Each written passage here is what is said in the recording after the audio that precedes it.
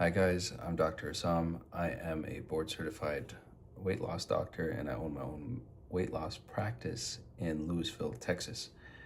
And today we are going to talk about 6 things not to do in order to lose weight.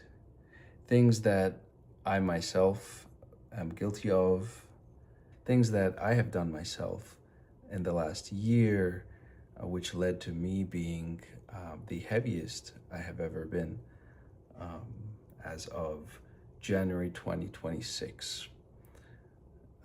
So without further ado. Okay, and so the order of these tips is actually, in my opinion, from most important to least important. And the reason I did that is so if you're short on time, at least you walk away with 1 or 2 tips.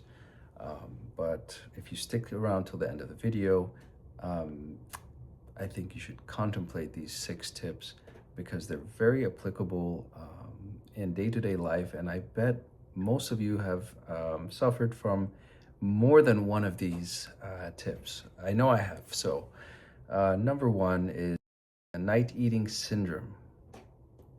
So this is one that I particularly relate with. Night eating syndrome, or NES, is when you consume 25% or 1/4 of your daily calories after dinner, or you wake up to eat. Now, I've not actually, I don't typically wake up to eat, but let's be honest, I quite frequently in 2025 have dinner, baby eventually, mama puts him to sleep, and then me and my wife hang out, watch Netflix, and order DoorDash. How many of you do that, right? It's just so common, but so, well, maybe I hope it's more common. I hope I'm not the only one doing that, but the point is when you consume over 20, over 1/4 of your calories in a day, just before bed, it leads to overall excess calorie intake, and that will over time lead to weight gain. So that is number 1. If you have to walk away with 1 tip, avoid night eating syndrome. You may very well have this condition and you don't know it. It's a serious condition. The good news is that it is much easier to treat than other eating disorders, for example, bulimia or anorexia nervosa. Number 2, snacking throughout the whole day.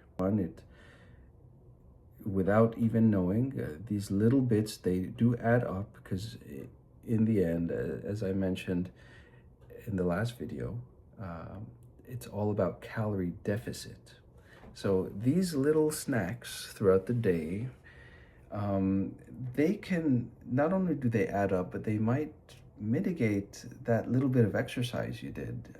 You went for a walk, you knocked out 100, 200 calories, but then 100, 200 calories is so easy to get in like a Snickers bar or something like that. So my advice number 2 in summary is to avoid snacking throughout the day because it's just, you're not doing yourself a favor. I don't believe how many of my patients kind of forget about it. They don't even realize they're snacking until I probe them, until I say, okay, tell me about this. Tell me about what you ate between this time and this time. And they're like, oh, right, yeah. So, I have a bag of chips or something like that. So let's move to number 3. Forgetting to gather data. Data including, for example, your weight. For example, not measuring your weight regularly. And I know I'm guilty of this because I think I was quite shocked the other week, which if you've seen my last video is why I started this vlog in the first place. But when I stood on the scale at my primary care doctor appointment, and I found that I was the heaviest I've ever been, I would not nearly have been as shocked if I was measuring regularly. In fact, had I been measuring regularly, for example, weekly, although daily is better, but weekly, at least weekly, um, then, the alarm bells might have been ringing much sooner at a much lower weight and may have led to a change in behavior or a healthier behavior from much earlier. So, number 3 is don't forget to gather data. I talked about gathering weight, but also another easy one is counting steps. Now, growing up, I heard counting steps, and I think when I was much younger, I thought it's silly, counting steps. I mean, why is everyone counting their steps? But I realize as I, mature and in a different phase of life, actually, it's not easy to go to the gym regularly, for example. And I don't mean that simply because of I'm not disciplined, but the lifestyle demands may be um, contributing to that. Um, Doing double shifts at work, for example. I'm sure many of you work long periods of hours, and going to the gym is just not feasible. And so, but counting steps, assuming that you're healthy and you can walk, counting steps is correlated with activity. In other words, it's a basic measure of how active you are. And here's the gist of it. If you're doing under 5,000 steps, you're considered to have a sedentary lifestyle. And we're going to get into sedentary lifestyle in a whole nother video because I can talk for hours about that. But, above 5,000 to 10,000, you're talking moderately active. And, an active lifestyle involves taking over 10,000 steps a day. Now, how do you know that you're reaching that goal? You have to measure. In other words, what I'm trying to say is that you may believe that you have an active lifestyle. I know I did. I thought I did. Running around the hospital, different wards and stuff like that. My wife, on the other hand, running around the baby all day, she achieves 10,000 steps. All right, moving on. Number 4, don't skip the protein, especially during breakfast. And why is protein important? So you go to the supermarket, you see protein everywhere. Protein pancakes, protein chips, protein orange juice, I don't know. It's everywhere these days, okay? And there's some method behind the madness of protein everywhere. And that is that protein keeps you fuller longer, and guess what? It increases GLP-1. That's right, GLP-1, which is the substance that Ozempic and Wegovy and Mounjaro essentially mimic, and helps keep you full longer. Now, of course, those medications work in so many different ways and in a way that most people don't expect. So if you want to see how, or if you want to learn how GLP-1 agonists or Wegovy, Ozempic, etc., how they work, we will link to another video where I talk about that in depth. But in the meantime, I'm trying to say that having protein, especially in the morning, will help keep you fuller longer, snack less, kind of alluding to the tip number 2,